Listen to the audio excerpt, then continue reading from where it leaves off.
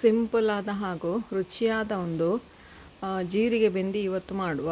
ಇದನ್ನು ಮಾಡಲಿಕ್ಕೆ ಏನು ಕಷ್ಟ ಏನಿಲ್ಲ, ಸುಲಭವಾಗಿ ಫಸ್ಟ್ ಟೈಮ್ ಅಡಿಗೆ ಕಲಿಯೋರಿಗೆ ಕೂಡ ಮಾಡಲಿಕ್ಕೆ ತುಂಬ ಸುಲಭವಾದ ಒಂದು ಡಿಶ್ ಇದು. ಹಾಯ್, ನಾನು ಆಶಾ ಚಂದ್ರ ಭಟ್. ಆಶಾ ಸ್ನಳಪಾಕಕ್ಕೆ ನಿಮಗೆಲ್ಲರಿಗೂ ಸ್ವಾಗತ. ಬನ್ನಿ ಸ್ನೇಹಿತರೆ, ಈಗ ಇದನ್ನು ಹೇಗೆ ಮಾಡೋದು ಅಂತ ಹೇಳೋದನ್ನು ತೋರಿಸ್ಕೊಡ್ತಾ ಇದ್ದೇವೆ. ಇದನ್ನು ಎಲ್ಲ ತರಕಾರಿಗಳಲ್ಲಿ ಮಾಡಲಿಕ್ಕೆ ಆಗೋದಿಲ್ಲ. ಸೋರೆಕಾಯಿ, ಹೀರೆಕಾಯಿ, ಹೀಗೆ ಕೆಲವು ಮೆತ್ತಗಿರುವ ತರಕಾರಿಗಳನ್ನು ಉಪಯೋಗಿಸಿಕೊಂಡು ಮಾತ್ರ ನಾವು ಮಾಡ್ತೇವೆ ಇದನ್ನು ಹೆಚ್ಚಾಗಿ. ಇದಕ್ಕೀಗ ನಾನಿವತ್ತು ಒಂದು ಸೋರೆಕಾಯನ್ನು ಉಪಯೋಗಿಸ್ಕೊಂಡಿದ್ದೇನೆ. ಅಂದಾಜು 1 ಕಿಲೋದಷ್ಟು ಸೋರೆಕಾಯಿ ತಗೊಂಡಿದ್ದೇನೆ. ಸೋರೆಕಾಯಿ ಯಾವಾಗಲೂ ಬೇಯಿಸಿದಾಗ ಅದು ಕಡಿಮೆ ಆಗ್ತದೆ. ನೀವು ನೋಡಿ, ಅರ್ಧ ಪಾತ್ರೆ ಹೋಳಿಟ್ಕೊಂಡ್ರೆ ಅದು 1/4 ಪಾತ್ರೆ ಆಗ್ತದೆ ಬೆಂದಾಗುವಾಗ. ಅದಕ್ಕೋಸ್ಕರ ಸ್ವಲ್ಪ ಜಾಸ್ತಿಯೇ ತಗೊಂಡಿದ್ದೇನೆ. ಇಲ್ಲಿ 1 ಗಡಿ ತೆಂಗಿನಕಾಯಿ ತುರಿ ತಗೊಂಡಿದ್ದೇನೆ. ಹಾಗೆಯೇ ಇದಕ್ಕೆ 1 ಟೀ ಸ್ಪೂನಷ್ಟು ಜೀರಿಗೆ ಬೇಕು. ಮೊದಲಿಗೆ ಮಿಕ್ಸರ್ ಜಾರಿಗೆ ತೆಂಗಿನಕಾಯಿ ಹಾಕ್ಕೊಂಡು ಅದಕ್ಕೆ ಜೀರಿಗೆ ಹಾಕ್ಕೊಂಡು ಇದಕ್ಕೆ ರುಬ್ಬಲಿಕ್ಕೆ ಎಷ್ಟು ನೀರು ಬೇಕು ಅಷ್ಟು ನೀರನ್ನು ಸೇರಿಸ್ಕೊಂಡು ನುಣ್ಣಗೆ ರುಬ್ಬಿಕೊಳ್ಳುವ.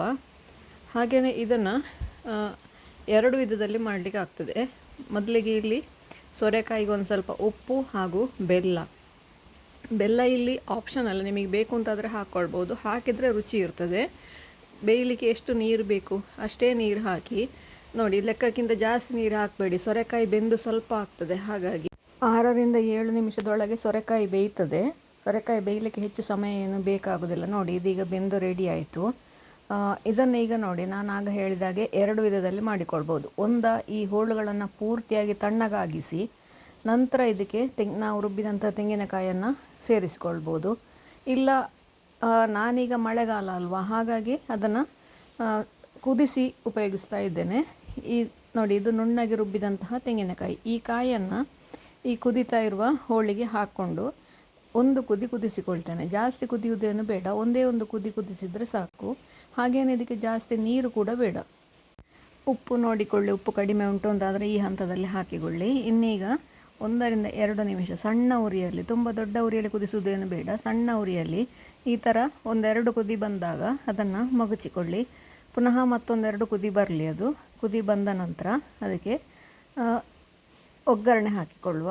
ಕೆಲವರು ಒಗ್ಗರಣೆ ಹಾಕ್ತಾರೆ ಜೀರಿಗೆ ಬೆಂದಿಗೆ, ಕೆಲವರು ಒಗ್ಗರಣೆ ಹಾಕೋತಿಲ್ಲ. ಆದರೆ ಒಗ್ಗರಣೆ ಹಾಕಿದರೆ ಅದಕ್ಕೆ ರುಚಿ ಇರ್ತದೆ. ಹಾಗಾಗಿ ಇದೀಗ ನೋಡಿ, ರುಚಿಯಾದ ಸುಲಭವಾಗಿ ತಯಾರಿಸುವಂತಹ ಜೀರಿಗೆ ಬೆಂದಿ ರೆಡಿ ಆಯಿತು.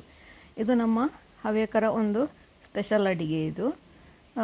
ಇದನ್ನು ನಾವು ಬೇರೆ ಪಾತ್ರೆಗೆ ಹಾಕ್ಕೊಂಡು ಅದಕ್ಕೊಂದು ಒಗ್ಗರಣೆ ಮಾಡಿಕೊಳ್ಳುವ. ಶುದ್ಧ ಕೊಬ್ಬರಿ ಎಣ್ಣೆ 1 ಟೇಬಲ್ ಸ್ಪೂನಷ್ಟು ತಗೊಂಡಿದ್ದೇನೆ. ಹಾಗೆಯೇ 1 ಟೀ ಸ್ಪೂನಷ್ಟು ಸಾಸಿವೆ, 1-2 ದಂಡು ಕರಿಬೇವು, 1 ಬ್ಯಾಡಗಿ ಮೆಣಸು ಹಾಕ್ಕೊಂಡು, ಇದಕ್ಕೆ ಇಂಗೆಲ್ಲ ಏನು ಹಾಕಲಿಕ್ಕಿಲ್ಲ, ಇಂಗೆಲ್ಲ ಹಾಕೋ ಅವಶ್ಯಕತೆ ಇಲ್ಲ. ಬ್ಯಾಡಗಿ ಮೆಣಸು ಇವಿಷ್ಟೇ 3 ಐಟಮ್ ಹಾಕ್ಕೊಂಡ್ರೆ ಸಾಕು ಒಗ್ಗರಣೆಗೆ. ಇದನ್ನು ಈಗ ಸರಿಯಾಗಿ ಬಿಸಿಯಾದ ನಂತರ, ಸಾಸಿವೆ ಸರಿಯಾಗಿ ಸಿಡಿದ ನಂತರ ಅದನ್ನು ಜೀರಿಗೆ ಬೆಂದಿಗೆ ಹಾಕಿದರೆ ನಮ್ಮ ರುಚಿಯಾದ ಜೀರಿಗೆ ಬೆಂದಿ ರೆಡಿ ಆಯಿತು. ನೀವು ಕೂಡ ಒಮ್ಮೆ ಟ್ರೈ ಮಾಡಿ ನೋಡಿ ಸ್ನೇಹಿತರೆ, ಹೇಗಾಯಿತು ಅಂತೇಳಿ ನನಗೆ ಕಮೆಂಟ್ ಮೂಲಕ ತಿಳಿಸಿ. ಲೈಕ್ ಕೊಟ್ಟು ಶೇರ್ ಮಾಡಿ. ನೀವಿನ್ನೂ ನಮ್ಮ ಚಾನಲನ್ನು ಸಬ್ಸ್ಕ್ರೈಬ್ ಮಾಡ್ಕೊಳ್ಳಿಲ್ಲ ಅಂತ ಸಬ್ಸ್ಕ್ರೈಬ್ ಮಾಡಿಕೊಂಡು ಪಕ್ಕದಲ್ಲೇ ಇರುವ ಬೆಲ್ ಐಕಾನನ್ನು ಒತ್ತಿ ನಮ್ಮನ್ನು ಸಪೋರ್ಟ್ ಮಾಡಿ. ನಮ್ಮ ಇನ್ಸ್ಟಾ ಹಾಗೂ ಫೇಸ್ಬುಕ್ ಪೇಜನ್ನು ನೀವು ಫಾಲೋ ಮಾಡ್ತಿಲ್ಲ ಅಂದರೆ ಅದನ್ನು ಕೂಡ ಫಾಲೋ ಮಾಡಿ. ಮುಂದಿನ ವಿಡಿಯೋದಲ್ಲಿ ಇನ್ನೊಂದು ಇಂತಹ ಈಸಿ ರೆಸಿಪಿಯೊಂದಿಗೆ, ಹೆಲ್ದಿ ರೆಸಿಪಿಯೊಂದಿಗೆ ಪುನಃ ನಿಮ್ಮನ್ನು ಭೇಟಿಯಾಗ್ತೇನೆ. ಧನ್ಯವಾದಗಳು.